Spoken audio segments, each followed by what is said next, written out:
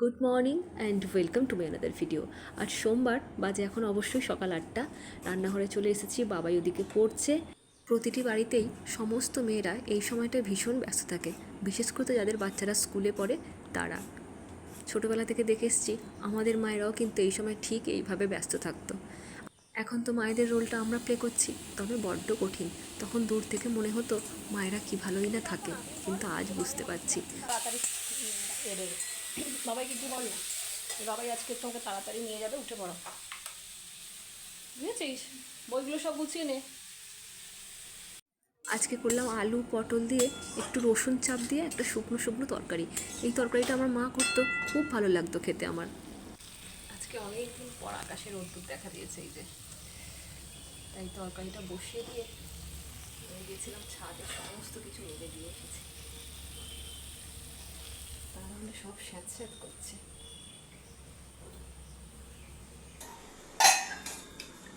বাবাই টকেটা খেতে ভালোবাসে, একটু বেশি করে টকটা দিতে না গো।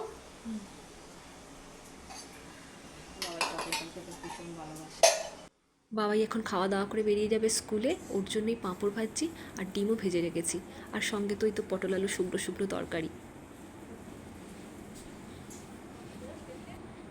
বাজে এখন প্রায় 2টো, আর আকাশের শুধু অবস্থাটা দেখো।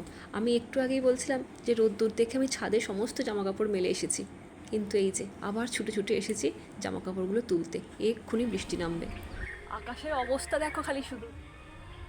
আমার এখানে ছাদে সব জামা কাপড় মেলা আছে, দেখেছো কি অবস্থা। আর এইরকম আকাশ দেখলে ছাদে এসে দাঁড়াতে খুব ইচ্ছা করে। এক্ষুনি বৃষ্টি আসবে। বাজে এখন বিকেল 4টে, ওর বাবা গেছে বাবাইকে নিয়ে আসতে, আর আমি বাবাইয়ের জন্যই টিফিন রেডি করছি।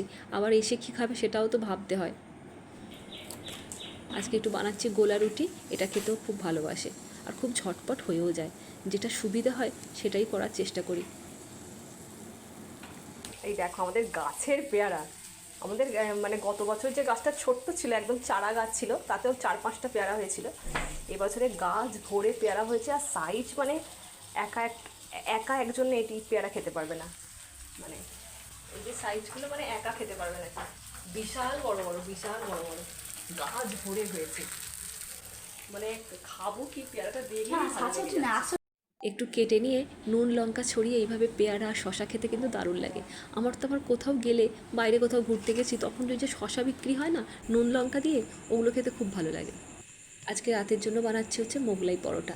গত সপ্তাহতেও বলে দিয়েছিল যে সোমবার কিন্তু আবার মোগলাই বানাবে।